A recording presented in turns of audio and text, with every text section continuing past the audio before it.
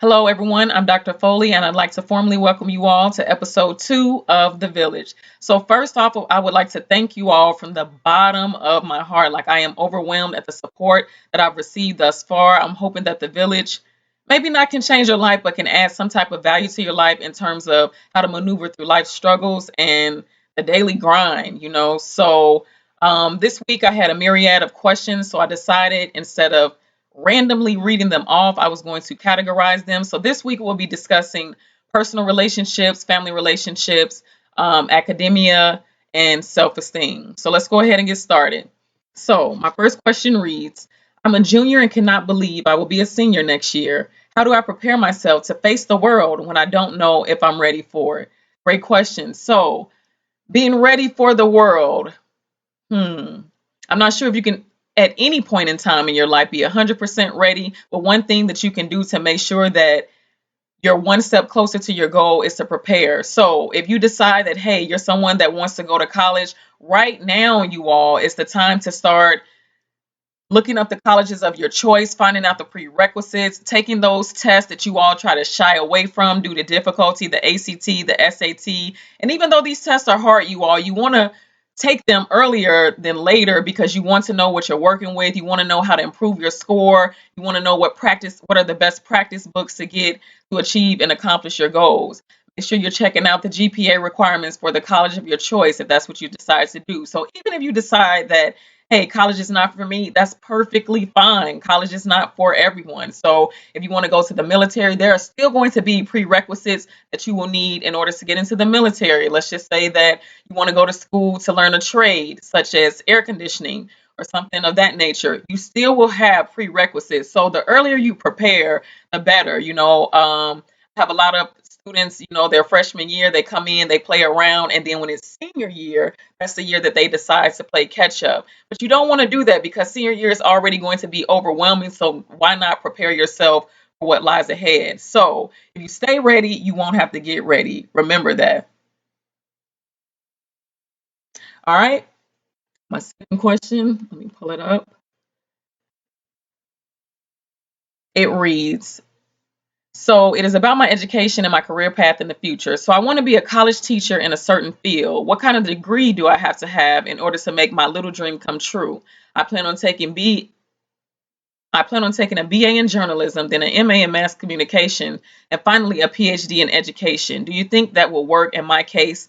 Do you have any suggestions? So, shout out to you for wanting to be an educator. You rock. Everybody rocks, but you rock too. So, what I would suggest, if you know that at the end the ultimate goal is to become an educator, I would major in education. I would go in with my bachelor's degree, majoring in education. So you can minor. You can do. I know several people that have done a double minor where they minored in communication and journalism. Now, will that pose some difficulty? Maybe so, but it's not something that's impossible to do. So you want to make sure that, especially in education, the field of education, that you understand the requirements and how your credits sometimes transfer from state to state. So let's just say that you go to school in Georgia and get a job teaching in Tennessee. You want to make sure that your credits are reciprocated, your certification and your licensures are reciprocated, so you won't be stuck in a boat. So for me, during my undergrad years and when I pursued my master's, everything was okay in terms of me reaching my goals. But when I started my doctoral program, there were certain rules and stipulations that were put in place that I was not made aware of that kind of slowed down my process of me reaching my major goal even after graduating. So right now I am in a bind, sort of say. It's not a bad bind. It's not something that I can't, overcome, but just make sure that you know all of the requirements for the programs that you're going to try to enter and different things of that nature. So you all utilize the counselors. That's why they're here. If you all have questions about possible majors and what it is that you really want to do, they can talk to you about that now. You can even contact the college counselors and they'll be able to discuss these things with you as well. So utilize your resources. Don't rely solely on yourself. Don't rely solely on one other person. Use the counselors. That's what they're here for. You want to make sure that once you leave here that you're pursuing a career that you really really want to do and can see yourself doing for the rest of your life. So if you could get in college and like for me, for instance, I went in with the intent of graduating with a law degree. Why I did that, guys, I will never know. So it's okay if you switch majors as well. But I know that once I got into the law classes, it was something that I couldn't see myself doing for forever. It was just something that I thought I wanted to do. And I ended up switching my major, which I have no regrets about doing that. So even if you're unsure about what it is that you want to do, you all go to college, there are going to be certain prerequisites that you have to take that will kind of guide your thinking in terms of, hey, is this something that I can do for the rest of my life or not? So no worries, just prepare right now. Stay ready so you won't have to get ready. All right. So we're going to move into the relationships portion of the show. So I was quite surprised to receive so many, questions regarding relationships. I'm not saying that you all don't know what love is or you couldn't possibly understand what it is, because I know you do. But I'm going to help you the best way that I can. All right. So my first question reads, I really like this girl. We have been knowing each other for 3 years, and over time during our friendship, I started to gain feelings for her. She knows that I like her or whatever, but the thing is, she really doesn't take me seriously. How do I show her that I'm serious about going into a relationship with her? Dr. Foley, you know how I act. That's why she doesn't take me seriously. So it's okay that you're a person that's naturally jovial or happy, or you like to crack jokes and make people laugh and different things of that nature. That's a great thing. But if you want someone to view you in a different way or a different light, you have to present yourself as such. So, being that you all are friends, I think that's great. I think that's a great foundation to stand on for any type of relationship. Um, but I would just, really sit her down and be serious. So that means, no cracking jokes. You have to be the person that you want her to perceive you as. So you sit her down and simply say, bring up the fact that you like making her smile, which is why you may be extra silly around her all the time or different things of that nature. But then let her know that it is something that you seriously want to talk to her about. And at that point, I say go for it. Let her know how you really feel. Let her know why she was shy, why she's the one that you chose. Let her know why you feel like you all will function greatly as more than just friends. So a couple of things could happen. She could be like, hey, maybe I think we're better off as friends. Or she could even go for it and say, okay, let's pursue this. But even if she doesn't, that's still not something you should get down about. Just know that with the next young lady that, hey, if you want her to view you differently, you're going to have to your approach is going to have to be different. So if you want that serious perception, then you have to be serious, depending on what goal you're trying to accomplish. Village. All right. So my next question reads, how do you forgive an absent parent? I know it's in the Bible to honor them, so I'm respectful, but seeing my friends with their fathers makes me even more resentful of mine. How do I learn to forgive, forget, and move on? So first, let me say that you will never forget. A mother and a father is integral to your growth, to your life. At the end of the day, they're integral to how you turn out as an adult. So you won't forget, but with time you can forgive. So even if you harbor hatred and anger, I say to your the best of your ability to suppress it. Now, I'm not saying that that's not normal or it's not something that you should face or deal with. That's not what I'm saying. I'm saying that I would try my best to not let it come out or show those negative emotions or feelings toward your absent parents. So for me, my twin sister and I were put up for adoption at 3 days old. So technically, I didn't have a mother or a father. And now, as an adult, I really see how much of an effect that has had on me. But I know that I was put in this because somebody else was going to go through it and I would have to be able to help them go through it. So you have to kind of think in that way, like, although it may seem unfair, you almost have to think about how would your life be right now at this moment if they were in your life. So I don't even know my father's name, but if I were to ever meet him, I can't say that I would be angry. Of course, I would have questions and I would want to know why you weren't there. But at the end of the day, you have to understand that being a parent is hard. And I'm not even a parent, I'm an adult. So I could only imagine how difficult it can be to try to keep someone that you brought into this world from making the same mistakes that you've made, and being able to just take care of them the way that you want. Unfortunately, circumstances happen in life, and sometimes we're not able to do this. So, like I said, do I wish I had a mother and a father? Of course. Was I ever envious of those that did? Of course. But like I said, at the end of the day, somebody else is going to have that same story. They're going to need help with the same issue, and that's why you're here. This your story was written before you were even born. So you have to understand that sometimes we don't get, I don't want to say the best life, because that's not true. You can live your best life. You determine how your life turns out, but we don't get the best scenario. We don't come into the world under the best circumstances, but still we have to make do with what we're given. So that's what I'm advising you to do. Try not to harbor that anger. I know it's anger and I know it's going to be there for a while, but try not to inflict that upon the parent immediately when you see them, because guess what? One day you're going to be an adult and you never know how life is going to turn out for you. So you may get in a situation where you have a child and the parent, you and the significant other, you all don't stay together and different things like that. So know that it may be something that is difficult to do right now, or to just say, you want me to forget about it? That's not what I'm saying. I'm saying deal with it in different ways, express yourself in different ways. Maybe, you know, um, I don't know, write a letter to your parent, letting them know how you truly feel. What could be the end result? I don't know, but you don't ever want to get to a point of where you say, I hate you. I don't want a relationship with you. So like for me, I know my mom, but we don't really have a relationship.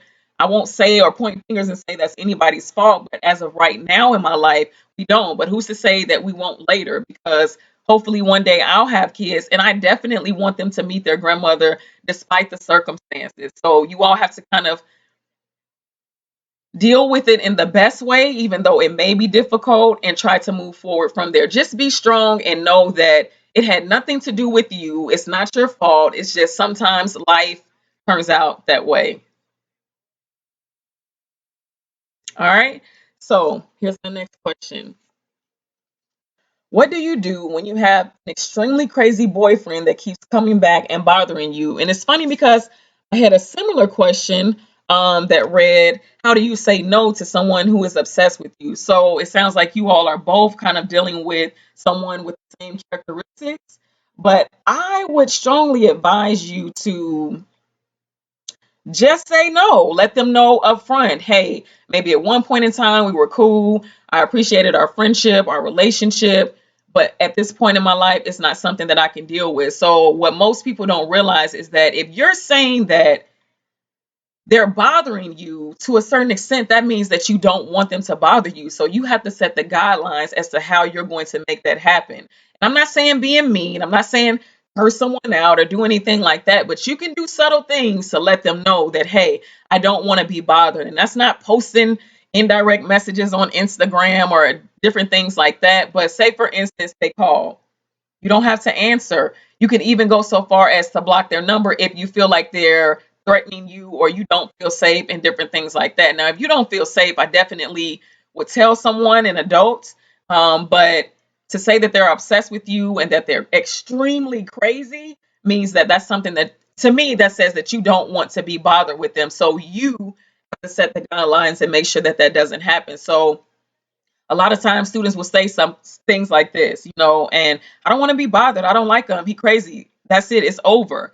But let's just say 1 month goes by and then you're having that state of, loneliness, and then you reach back out to that person. So it's almost like you're saying, yeah, at that point in time, I didn't want to be bothered, but I guess I can be bothered with you now. So you have to make up in your mind that knowing that you're going to cut ties with this person means that you're going to cut ties with this person. So you don't want to put yourself or, in a dangerous situation, or string yourself along or string them along to make them think that maybe you'll come back, maybe one day you'll be back together, if you know that's not what you want. So I'm saying that if you're saying no, you don't want to be bothered, you need to put your foot down and make that happen.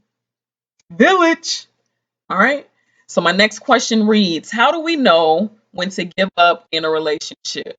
So just based on my personal experiences, I have been in relationships where I knew that it was time to give it up. But for whatever reason, maybe the fear of loneliness, maybe having to start over, maybe having to get used to someone, I just stuck around in the relationship just to be in a relationship. That's not the right thing to do. Like, when it is time to let go of a relationship. So, you can do something as simple as listing the pros and the cons of the relationship. cons outweigh the pros. Don't try to make it make sense. Like, it is what it is. These are your thoughts. So you know what to do, but sometimes it's hard to do that, especially if you're used to someone or different things like that. So, I was in a relationship, the relationship that I was referencing, and a lot of the times when we would argue or different things like that, he would say, you're never going to find someone who treats me better than you, and just talk down to me to a point of where I felt like, man, I better stay with him because nothing better is going to come along. And that's not the case. That's never the case. Even when you feel like you have the best person in the world, if they're not making you happy, you don't need to be with them. And you know what that means. Do they embrace you for who you are? Do they accept you, flaws and all?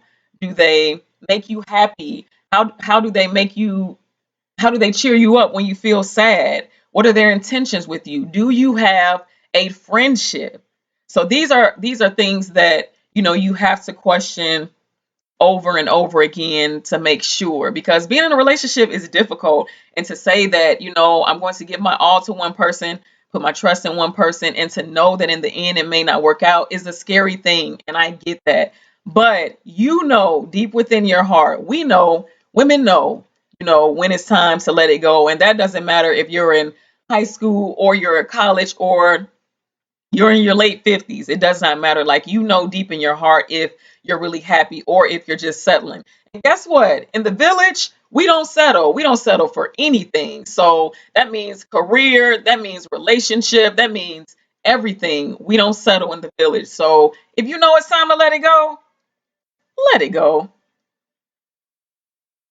All right.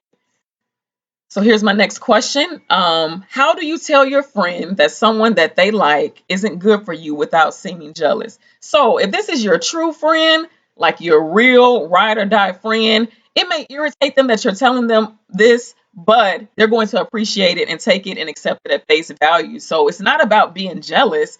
At the end of the day, it's about making sure your friend doesn't get hurt.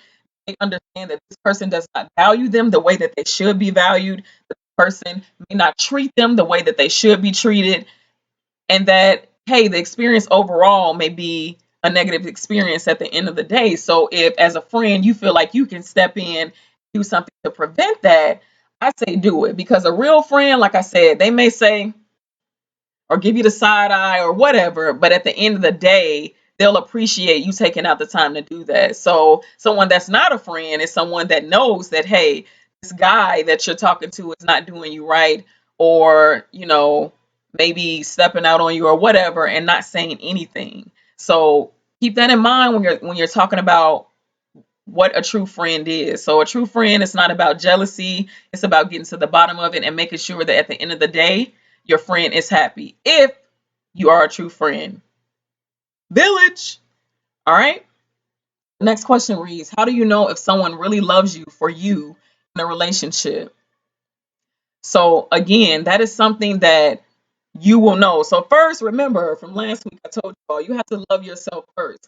So you have to love yourself for you first before you can even factor in if somebody else does. But let me tell you ways that you will know. Like I said, they'll celebrate you. They won't put you down. The things that you don't like about yourself, they'll help you uplift they'll help uplift you in those areas, and you'll constantly work on things together. They'll make you an all-around better person. Loving you for you means that, yeah, I know you may have your ways, or I know that some of the things you do may not be accepted, but I love you anyway. So, like for me, I used to date a guy who he was cool, whatever. But I noticed that when we were in public or we got around his friends, he would try to play me as if to say that we weren't together or we didn't come to this party together. So it would be like, yeah, I can pick you up and we can ride to the party, but once we get to the party, I'm going to act like you don't know me. We don't do that in the village. So that was dismissed early on. So, like I said, you all, I called him to the carpet about it. I let him know that this is what I see. Of course, he's going to try to say, no, that wasn't that, but I know what it is. You know, when somebody loves you for you, love is an emotion, love is a feeling, love is an abstract noun, people. So you shouldn't have to look for, there won't be there won't be things that you will necessarily have to look for because it is a feeling. You'll know based on how you feel when you're around this person, how they make you feel, how you all vibe together. So, loving you for you means accepting you, like I said, flaws and all. All right. So, all right. I guess those are all of the relationship questions. So now we're going to move to the, I guess, more so self-esteem, confidence questions. So like I said before, you all, confidence is something that starts with you. Like, we're never looking for someone to give us confidence. Now, can someone give you a compliment or, make you feel a certain way that will boost your confidence? Yes, but like I said, you have to know that that is coming from you. So you have to deal with what God has given you. Whatever package you're in, find what you love and celebrate that. Celebrate it, even if no one else does, because at the end of the day, you have to love yourself. All right. So this question reads, how do you convince yourself to do something that you don't really have the courage to do? So without that confidence, sometimes it's going to be difficult to even do it or to convince yourself you're worthy of doing it or that you can do it, but you can do it. But guess what? Sometimes you're just going to have to take that leap and just do it anyway without the courage. Like, you don't ever want to go through life living with regrets. Now, I know you're going to do some things that you can look back on and say, I wish I wouldn't have done that. I regret that. But you never want to live your entire life thinking, what if? What if I would have done this? What if I would have done that? So if it's something that you really want to go after in life, you have to go after it. Even if you go scared. You all, it took me 10 years to publish my first book. I sat on that book for 10 years because I thought, people aren't going to read it. They're not going to buy it. Nobody's going to be able to relate. And then me as an author, I would feel like a loser. But once I went through the process and I saw how easy it was, I immediately was just very, very upset at myself for even waiting to do something like that. So, like I said, sometimes you have to do things scared. And if it works out, that's because it was supposed to work out. But if it doesn't, that just means it wasn't supposed to work out. Like, you all, even with the village, I was very, like I have been sitting on this since January, going back and forth in my mind as to if it would be helpful and different things like that. And I know, no, I'm not going to help everybody, but I know that this is directly tied to my purpose, so I have to do it. You have something churning in your spirit so bad where it feels like it's going to erupt out of you, abruptly. Like, you have to do it. You can't sit on those things because, like I said, you never want to go through life thinking about what would have happened if I would have done this or I would have done that. So if you all have an opportunity to seize the opportunity, do what it is that you were put here to do, and know that at the end of the day, if it works, it was tied to your purpose. If it doesn't work, it's a life lesson that you're supposed to learn. Village. All right. Okay, let me get to the next question. So, the next question reads, how do you refrain from doubting yourself about anything you do? So, like I said, you all, it is self-doubt is normal. I doubt myself about things on a daily basis, but like I said, at the end of the day, I have to know that I possess the ability to do whatever I put my mind to. And guess what? I'm going to go out and do it regardless of if I fail or not. So you all have to have that mindset, have the mindset of, no matter what, I'm taking off like a rocket. Like, I'm taking off like a rocket. I'm not allowing anything to stop. I'm not allowing, the naysayers, what he's saying, what she's saying, to stop me from reaching my goal. And I know that when it comes to self-doubt, you got the good dude on your shoulder, you got the bad little dude taking over in your mind, making you feel like you can't do what you were put here to do, but you can do it, even without the resources, even without money. Like, there's a way to get done what you need to be done. And remember, all of this goes back to your purpose. So if everything that you do in your mind, in the back of your mind, in the front of your mind, you're saying, I know that this is tied to my purpose, this has to be done, you better go out there and make sure you do it. Village. Okay? Village. All right? So my next question reads, how do I get over the feeling of envy? I'm envious of my friends particularly, and most times brings an overwhelming sense of sadness. I know I have good qualities, but a lot of the time I look at people I keep close and just think, wow, they're great. But it makes me sad and emotional, and I really want to know how to control it. So it is definitely okay to admire someone. It's definitely okay to do that. but never for the most part be envious of someone. And if you are envious of someone, I guess I can say that's a natural emotion as well. But that's something you almost have to shake, because you shouldn't be so envious of a person to where the point you don't see the light that you possess, or you don't see how bright your light shines. So, like growing up, like I said, I grew up in a foster home that later became my permanent home. And so, maybe on Monday I would wear something, and on Tuesday my sister would have on the same thing that I wore on Monday. So, as we're walking to school, I'm already knowing, kids know this. They know you had that on yesterday. But I found myself becoming more and more envious of people that had the things that I did not have. So the name brand clothing, or, the name brand gym shoes, different things like that. And now that I'm older, I really, really realize that that doesn't matter. It didn't matter then, but because of the environments that we're placed in sometimes, how mean and cruel some people can be, it did matter. But now it doesn't matter. You all have to understand that it's okay to be envious of someone, but don't be jealous, because what they present to you doesn't necessarily represent what they're going through on these outside walls. So that person that you may see, and I'm not saying this is true, but I'm just giving you an example, that person that you may see that it seems like every pair of J's that come out they got, you never know. They could be stealing the shoes or running a scam to get the shoes, or they go home to a life where nobody's ever at home and they just have all these materialistic things, but they don't have the things that really instill the values and the things that really matter into you. So I'm not saying that it's wrong to have nice things. That's not what I'm saying. We all like nice things, but if you're at a point in your life where maybe your parents can't provide the extreme things that you all may want, it's okay, because at the end of the day, that stuff doesn't matter either. Those things don't make you. They may make you feel good for that moment, but they don't define who you are. Never let materialistic things define who you are. Like, we have certain people that go out and go crazy if they can't get the next iPhone. So you get the next iPhone, and then maybe about a month later it becomes old. So all these things will expire within time. Nothing will remain, you know, ever so popular for forever. There's always going to be something new that comes along. And when you all get older, you get to a point of where you're able to buy these things if you feel like these things are going to make you happy, which I'm almost willing to guarantee that they won't. But if you feel like, hey, this is what I want to spend my money on, that is perfectly fine. But just know that at the end of the day, those things do not make you. They do not make up for your character, your value system. They have nothing to do with how you treat others. It's just what people see.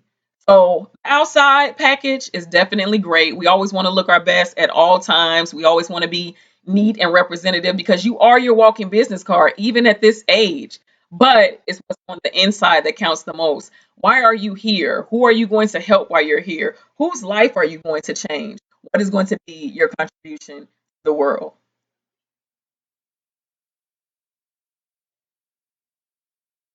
Village. All right. So let's go to my last question of the day. Sorry, I got to pull it up from my iPad. All right. So,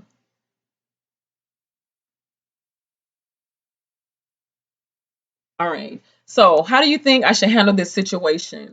A while back, I had a friend, and it's in quotation marks, that really broke me. They told me I was incompetent, had no courage, and could not make any change. And they knew that their words hurt me, as they felt they were my superior. This friend has since left my life, but pops up pretty often. The second I see them, I immediately cower. I know that I have developed so much since they've left, but it's like I get so anxious and scared each time I see them again. Please help. I don't want to keep having this fear every single time. So the first thing I would suggest is to really sit back and reflect on as to whether or not this person is your friend. Because your friend would never tell you that you were incompetent, or that you had no courage, or that you weren't capable of making changes within your life. That's not what a friend would do. If anything, a friend would help you in those areas where you have, you're not so strong, and they will try to help you reach the next level, not put you down in the process. So a lot of times, in my lifetime, when I come across, because I've came across a lot of people that do this and swear that they're my friend, um, at the end of the day, what I realized is they put so much pressure on me, or go out of their way to intimidate me, because in reality, I intimidate them. So with this person, this if you say that you've changed and you've worked on those things that they constantly, criticize you about, you have to show them who you are and let them know that, hey, I'm not the same person. When people, they constantly put people down, it's because they're hurting within themselves. So they don't want the attention to be on them. So they're going to focus the attention on someone else. Trust me, I have been there. So you have to know that hurt people hurt people. So it's not you.